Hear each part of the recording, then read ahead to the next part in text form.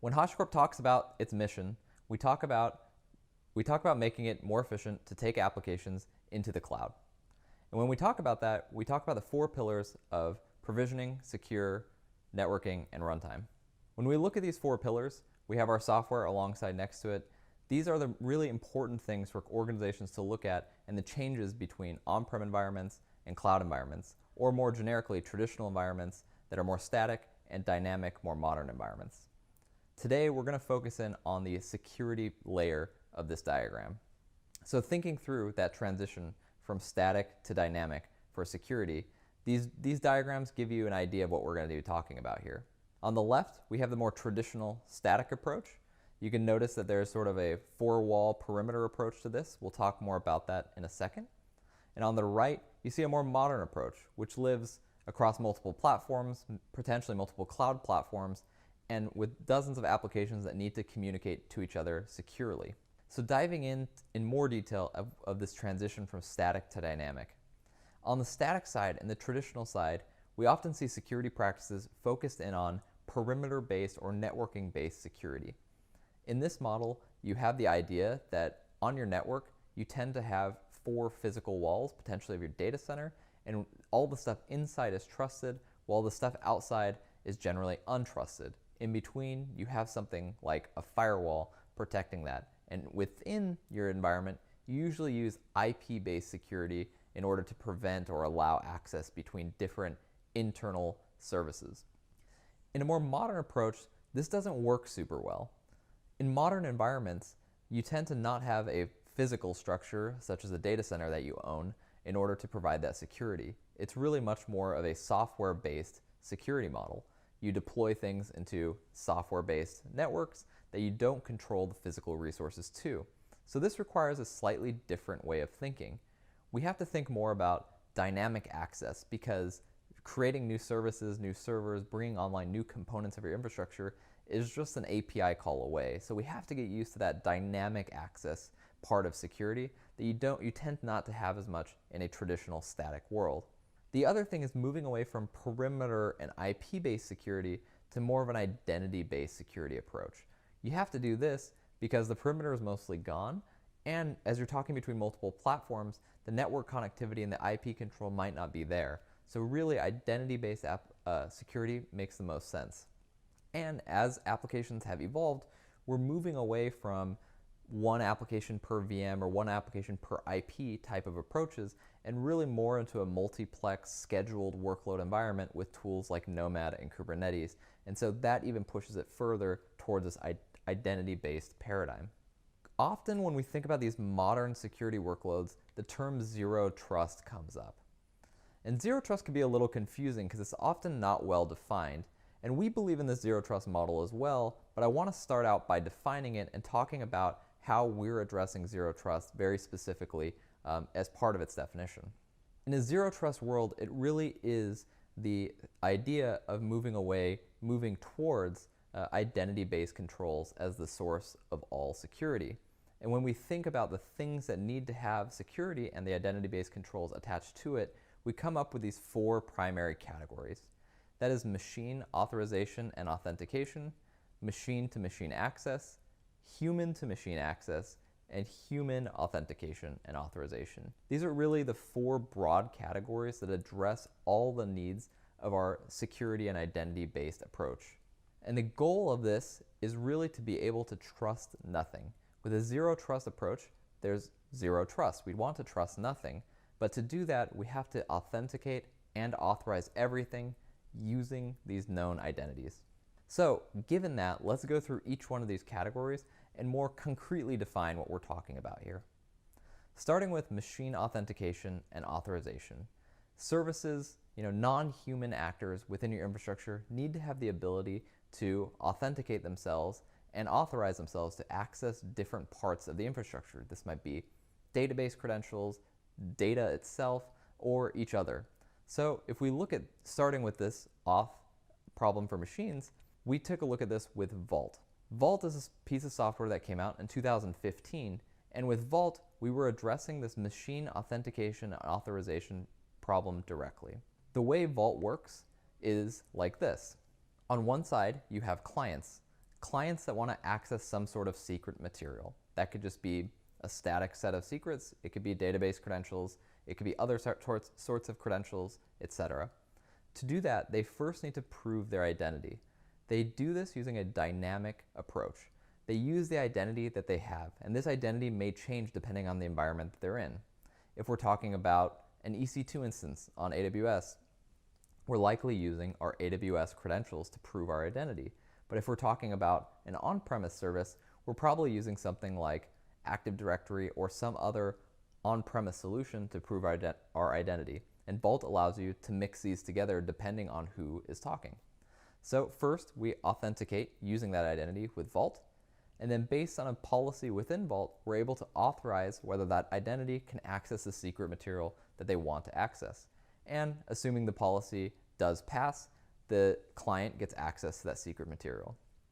So using this highly dynamic approach, Vault has been able, in a very flexible way, to support clients on any platform, traditional and modern, and bring it all together in order to access any sort of secret material, whether it's just plain data, like files and key value, or something more dynamic, like generating SQL credentials on the fly. And in those 5 years, Vault has been really popular. It's grown tremendously in just 5 years. In the past year, there's been over almost 16 million downloads of Vault.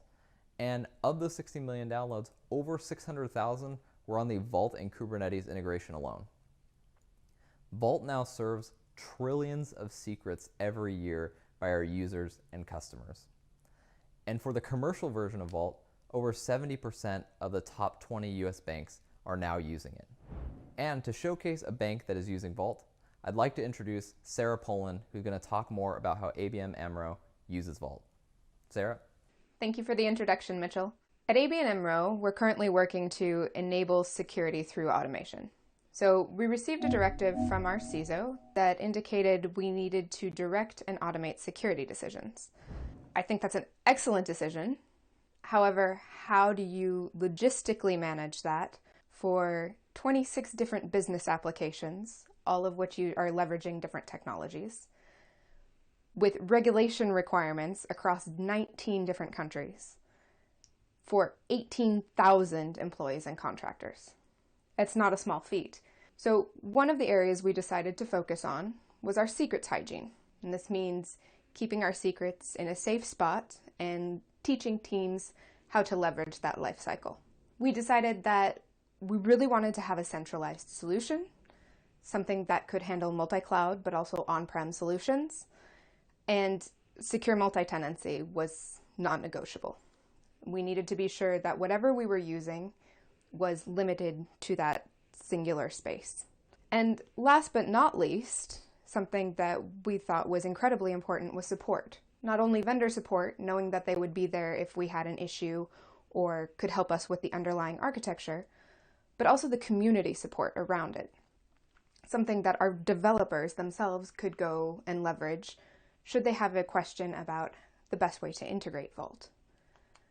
When we initially chose for Vault, we thought we were going to be leveraging a secure, stable method for storing secrets. Anything that a normal Vault would do. Now, we further made this more defined by indicating that we really wanted this to be for authentication and authorization use. So, for identity and access management. At the time we started looking at different solutions, we were saying API keys, certificates, specifically static certificates, usernames and passwords. We were noticing a lot of database credentials that needed to leverage privileged users for databases. As we discovered a little bit more about Vault, we really wanted to allow teams to use the dynamic secrets. We thought that would help our security positioning the best, and we thought it would be best for teams to be able to leverage that. So we started looking at that, particularly for ephemeral workloads. Now, the last thing that we really needed to be able to do was to empower teams to automate secrets to their relevant use case. Now, we had this great plan where we were going to create a campaign around secrets management and teach teams how to integrate Vault for their use case. Well, as with any use case, things evolve. What Vault has actually provided us with is a fully onboarded solution. Teams, the onboarding is completely automated. They don't have to know about Vault. There's also no human interaction. And for us, that's key. That means no human eyes. Secrets are actually secrets. We've also shifted our narrative on TLS certificates. Now, instead of having a large CA infrastructure, we've started looking at how can we shift this to dynamic certificates that are shorter lived and will also increase our security posture. We've opened the dialogue for encryption as a service. As many of you know, encryption is incredibly expensive. It's difficult to implement within applications. So the fact that we might be able to do this with Vault, well, there's a huge business case around that. But lastly, and most importantly to me, is that it's permitted as our CISO team to become enablers. Instead of standing in the way of our development teams, we are now able to leverage Vault to maintain their velocity, and in some cases, maybe even increase their velocity. Back to you, Mitchell. Thank you very much, Sarah. So over the past 5 years, there's been millions of downloads and happy users using Vault. And over those 5 years, we've continuously listened to feedback, improved Vault. Today, the most common 2 pieces of feedback that we hear is 1, finding the skills necessary to use Vault is sometimes challenging, and 2, getting up and running with Vault can take a little bit longer than people would like. So we wanted to address these two pieces of feedback. Addressing sort of the getting started with Vault challenge is there's multiple delivery options to use Vault.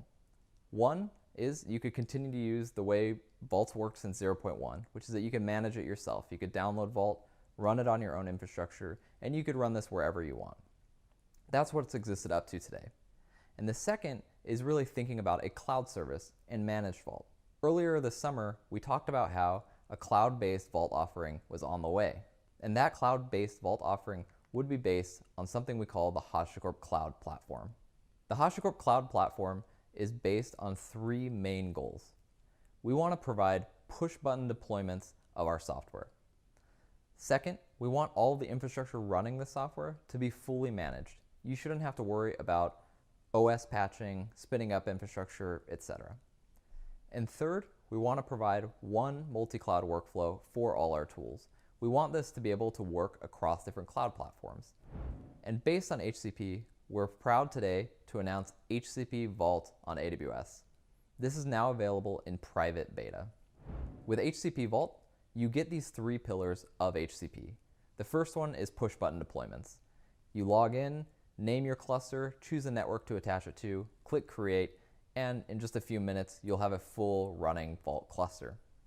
All of this is based on fully managed infrastructure. So you don't have to provide any servers or spin up any on your own. We handle all of that for you. We also handle any of the security issues, OS patching, upgrades, etc. associated with that infrastructure.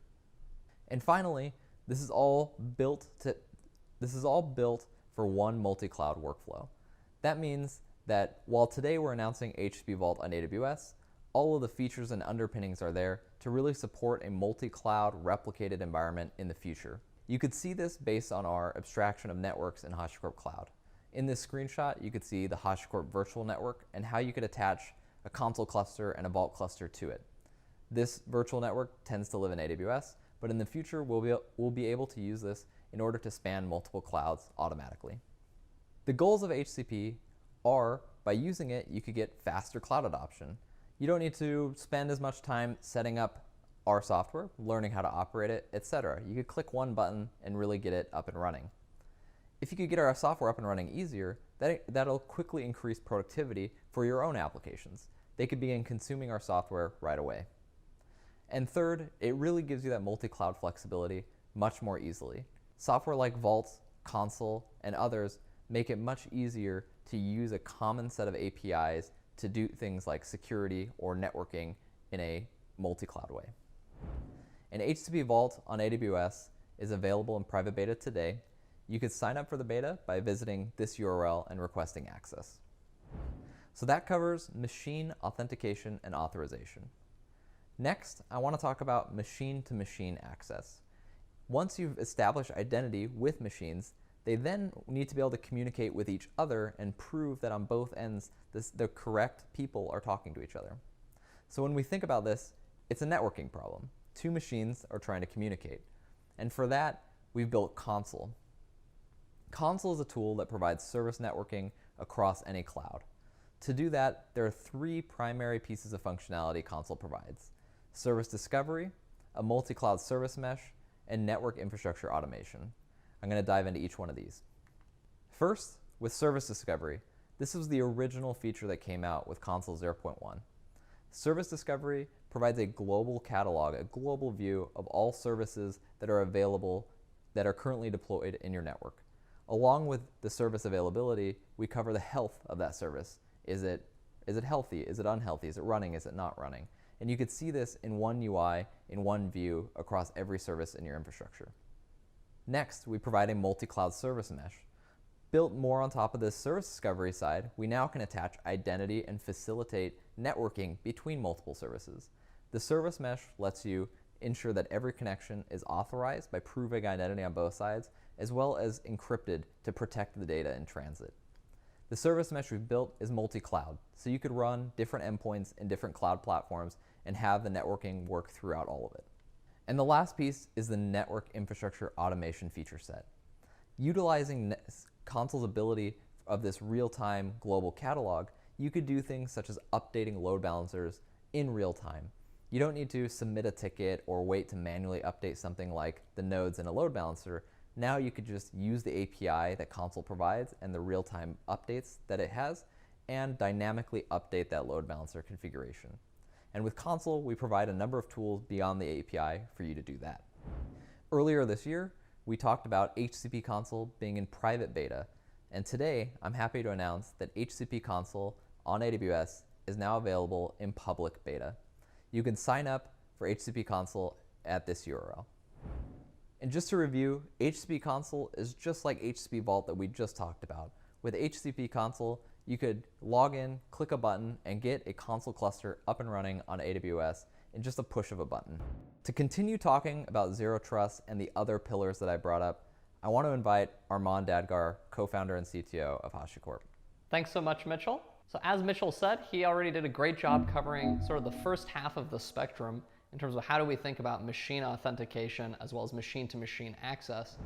The other half gets a little bit strange when we start to bring people into the mix, right? So the moment we start to bring people, we also introduce a similar, almost parallel challenge to everything we had with machines, which is A, how do we start by asserting some notion of identity, right? Obviously, we each have our own personal identities, but how do we make it something that the computers can trust and understand that are cryptographically verifiable, right? So that's where we have this pillar around human-based authentication and authorization is really about establishing that identity in a trusted, secure way, such that then we can use that identity downstream with other systems programmatically, right? So this is a problem, as you might imagine, we've had for a very, very long time. Basically, ever since users started interacting with systems, they needed some way to prove their identity to the system, right? So maybe starting with this bucket, I think what we've seen is there is well-established patterns in terms of how to do this, and these have evolved over time with different generations of technology as well, right? The most basic approach is simply distributing some form of credentials to users. This might be usernames and passwords, and they're logging in to the system directly. This might be some form of certificates. It could be a hardware device that they use to assert their identity, right? But we're distributing something to the user, and the user is providing that back. As we get a little bit more sophisticated, we don't necessarily want to have a user have a specific username and password for every system that they might interact with, right? This starts to become just cumbersome as you have many different systems, many different users. So you start to move towards systems that provide single sign-on experience.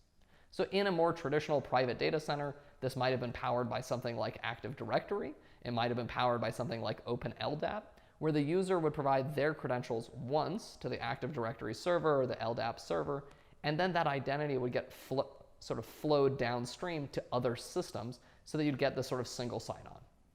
Now, as we're moving to sort of a more cloud-based architecture, The same pattern exists, but we're starting to use a more cloud-oriented set of systems. This might be Okta, it might be Ping, might be ADFS, but the idea is similar. We would do our login one time against these cloud-based systems, and then those cloud-based systems provide our identity, our authentication, and our authorization to other downstream systems, right? So there's a very common pattern that we've applied here, but generationally has evolved over time. So the next piece of this is great. We have asserted a user identity, but how do we now interact with the machines, the applications, the services that we want that maybe understand those identities or maybe don't understand those identities? And so when we talk about the traditional workflow for accessing these systems, it starts with a user who probably requests access to some private resource. This could be, let's say, an internal database that's running on our private network. So maybe they're a database administrator, they need access to that database to be able to perform routine operations. They are probably provided a set of credentials that allow them to get onto the private network to begin with. This could be VPN credentials, could be SSH keys, etc.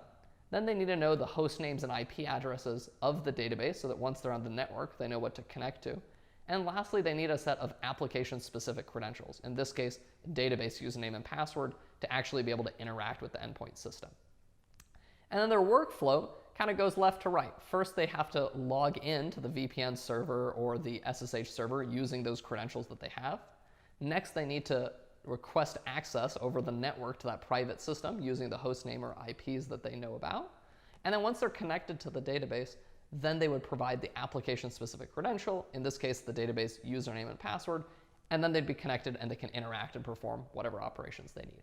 Now, there's a number of challenges with this traditional approach, and this ties back to Mitchell's earlier point around this transition we're going through from static-based systems to more dynamic environments. The first one is around how do we think about onboarding of new users, right? For every new user, do we need to distribute a set of new SSH keys, VPN credentials, database credentials, etc.? What about when that user leaves? What about having to do periodic password rotation or credential rotation, right? So you can start to see how this onboarding process becomes cumbersome at scale. The next piece is the user is connecting directly to a VPN or directly to an SSH bastion host, and that in effect brings the user onto our private network, right? And so while that has its advantage in that the user can now connect to these resources that are on the private network, it also has a disadvantage, which is the user can connect to all sorts of things that are on our private network, right? We don't necessarily want the user directly on the private network. So as a result, because the user should really only have access to a handful of systems, we typically would deploy a firewall in between the VPN and the target systems, or in between the SSH bastion and the target systems. But that that firewall operates at an IP level, right? There's a set of IP controls that constrain which set of users or which set of IPs have access to which set of IPs. And the challenge with this IP-based approach is that it's brittle, right? It works great in a very static environment, but the moment we have endpoints that are auto-scaling up and down, we're deploying new services, maybe we're running on Kubernetes where if a node dies, the application gets moved to a different node on a different IP address. And so in these very dynamic environments, we have a challenge of keeping these IP rules, these IP controls up to date, right? So it becomes very brittle as our environment gets more and more dynamic. And then the last piece of this is the user actually has to have those endpoint credentials, the database username and password in this case, to connect to the target machine. And so what this means is we're disclosing it to the user. That user could potentially leak it, could leave it on a passwords.txt on their desktop, post it into Slack, etc. And so we create an additional risk that those credentials get exposed. So a different way of thinking about this is to use identity as the core primitive, right? And where this would start is the user, again, logs in with their trusted form of identity. They don't use a specific set of VPN credentials or SSH keys that were distributed to them. Rather, they use their same single sign-on and use that one point of identity that they already have that the user is onboarded when they start.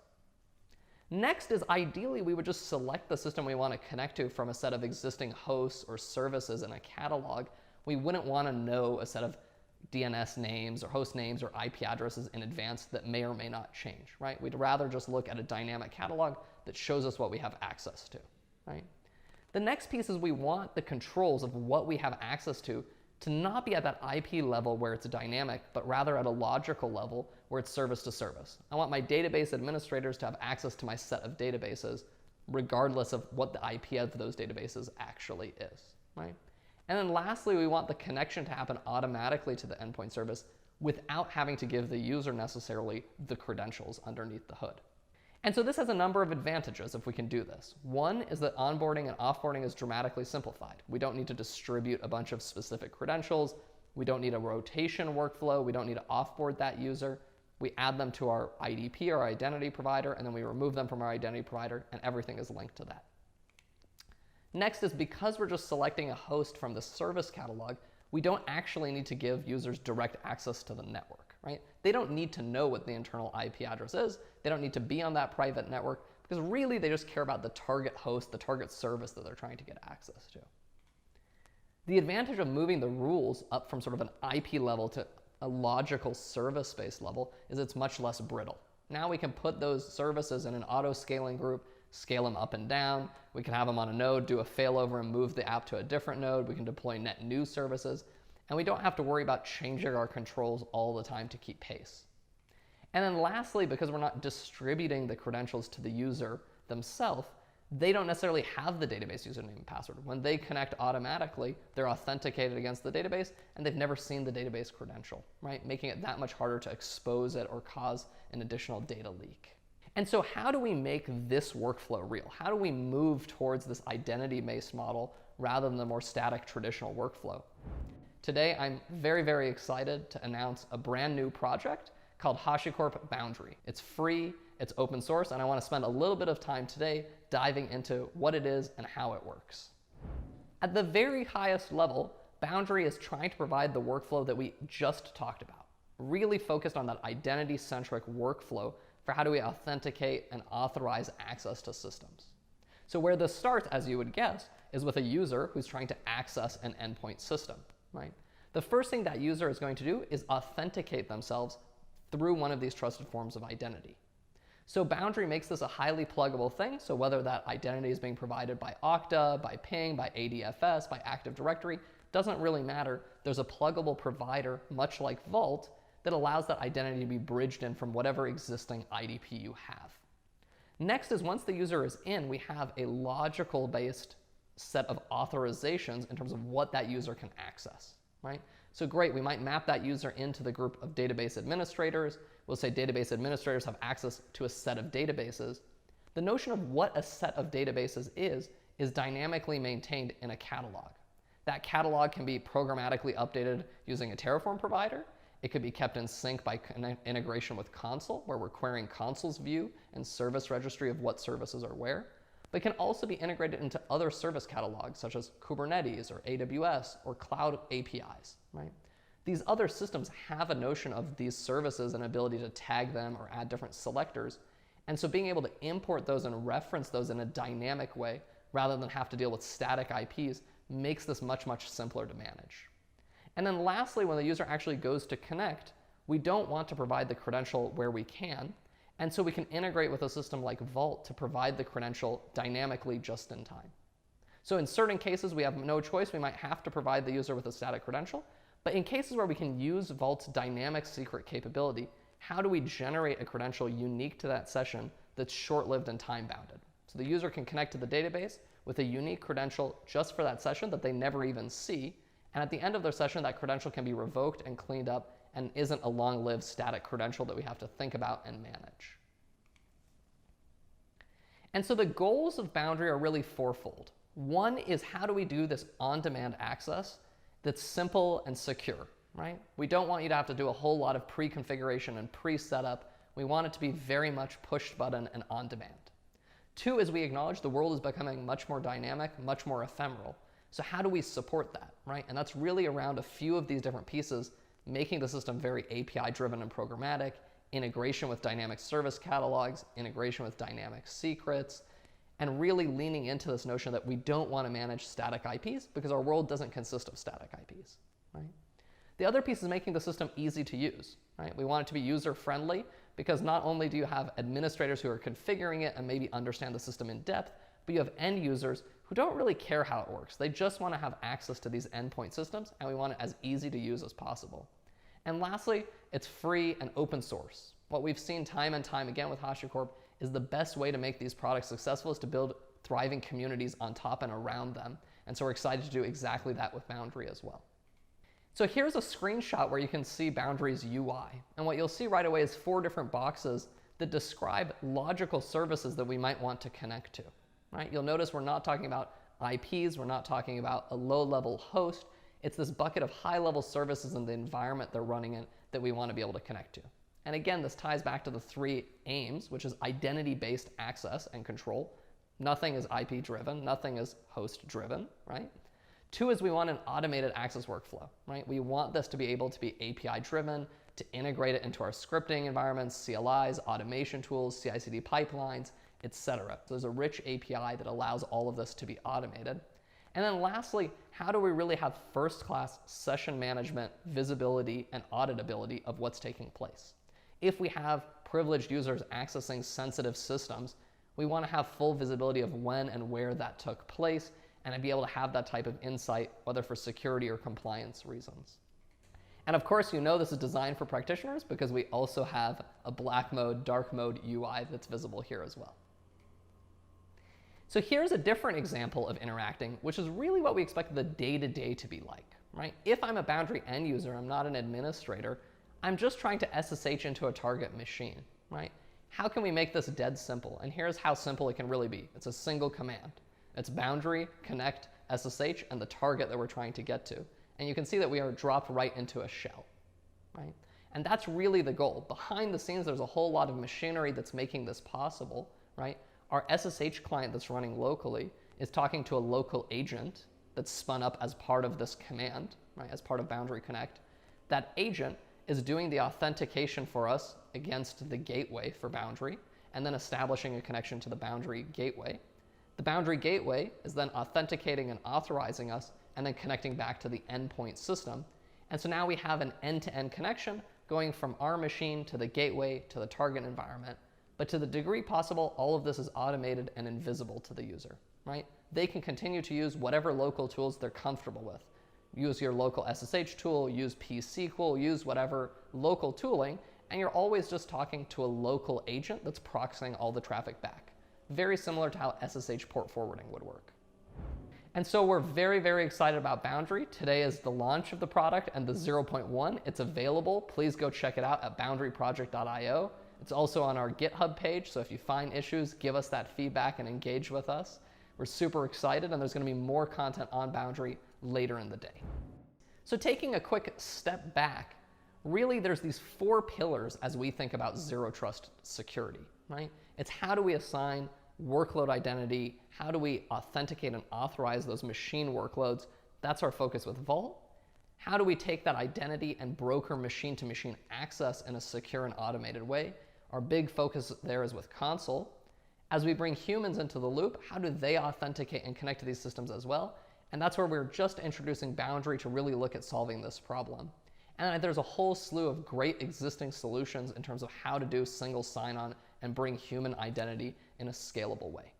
So all of this is really part of our broader goal as we think about, the security umbrella, the security focus at HashiCorp of how do we do security sort of the right way in these modern environments. And our strong conviction is the zero trust approach, an identity-driven approach, where we really have explicit authentication and explicit authorization for everything is the right way to do this moving forward.